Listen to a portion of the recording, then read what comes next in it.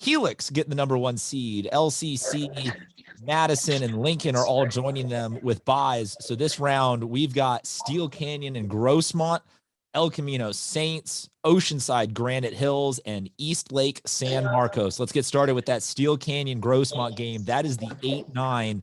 I'm taking Steel Canyon. I like them at home. I like them rematching against Helix. A lot of fun. A lot of good football to be played potentially in this bracket. Tommy, what do you got here in this first game, 8-9? I mean, you talk about a schedule. I mean, first of all, Steel Canyon, this is a bummer because these guys played last week. So I don't think anything's going to change from last week. Last week, Steel Canyon beat Grossmont 23-10. I think they'll probably win by about 2 touchdowns again. But Steel Canyon had to play this year. East Lake, Madison, San Marcos, Saints, Lincoln, Cathedral, St. Francis from LA, which is a pretty big school. Helix, Granite Hills, and then Grossmont. That is a heck of a schedule. I know they're in Division I, but that is a tough schedule. I like Steel Canyon in this game. Colton Toll. I'm not picking against Steel. Major Givens is insane in the backfield. Steel has a tough schedule. It's going to come out and show they're going to beat Grossmont 2 weeks in a row. Bodie De Silva from Scorebook Live. Yeah, I'll go Steel Canyon as well. Major Givens, as you guys have mentioned, has had an awesome year at running back, and I think that schedule's prepared them well to potentially make a run. It obviously won't be easy getting beyond this round, but at least for this round, I like them. Next game we got is the number 5 El Camino Wildcats playing host to the number 12 St. Augustine Saints. This one seems like it's the least likely of the 5-12 upsets to be happening, so I will go with El Camino winning this one. Tommy? Interesting. Well, they did play for the first game of the year was these guys playing against each other, and it was close. It was 21-13. I think somewhere, kind of along the way for Saints, it got frustrating with the losing. Big win last night against La Jolla. I kind of like an upset here. I really do. This is a team that beat Steel Canyon. They're 2 wins. They're 2-8. One was Steel Canyon. One was La Jolla. This is a team with a very, very hard schedule too. And going to the playoffs now, they can just erase everything that happened this year and start all over and get a new chance of redemption. I feel like I picked every single 12 seed. Feels like I have. But I'm gonna pick Saints in this one. I like them. Tommy likes his 12 seeds. Colton, you going to join him there? These 2 teams both just scream big offensive lines. That's what both these teams are known for. I'm not going to go the 12-5 just because I think this is El Camino's game to win. I think Saints, this does scream upset, but I think El Camino proves them wrong, keeps the home field wins. Bodie De Silva from Scorebook Live. Yeah, as Tommy mentioned, these 2 teams played in week 1. I was at that game. Really good game, and Saints was great defensively, just a couple mistakes and turnovers swung in favor of El Camino.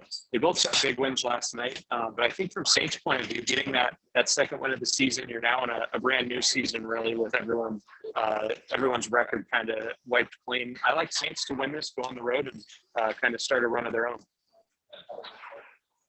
Not just an upset, but a run. Not just an upset, but a run. I love it.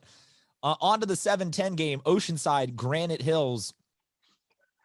Man, I tried real hard all season to be all in on Granite Hills, but I like Oceanside a little bit more in this one. Tommy Morris, what do you got? Hate to agree, but I'm going to have to agree. It'll be an interesting game because these teams have 0 common opponents, so they're kind of, pretty new to each other as far as that's concerned. I like Oceanside in this one. Again, another team with a tough schedule that had to fight through. Not saying Granite's schedule wasn't tough, but I like Oceanside in this game. Both teams are 4-6 too. That's kind of interesting. Colton Toll. Both are really good teams. I'd go Oceanside as well. Oceanside has like a lot of good players. Their record, obviously the tough schedule signifies their record, but they're a lot better than that shows. So I'd go Oceanside. Tommy or Bodie De Silva.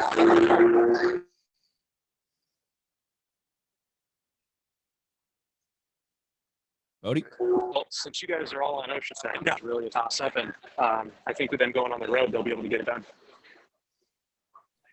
Very nice.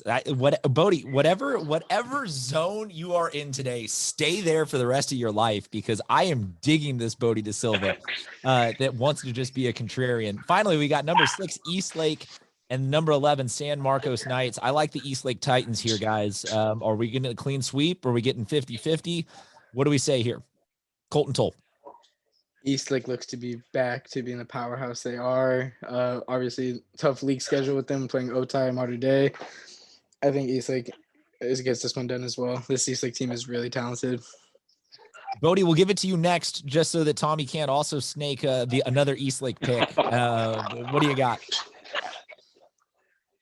Yeah, I'm going to go Eastlake as well. I think San Marcos needs this game to be high scoring, and the way Eastlake has played all year, it's a lot of low scoring. They're going to depend on their defense. Trey White, a pass rusher.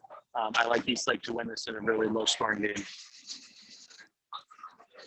Tommy Morris.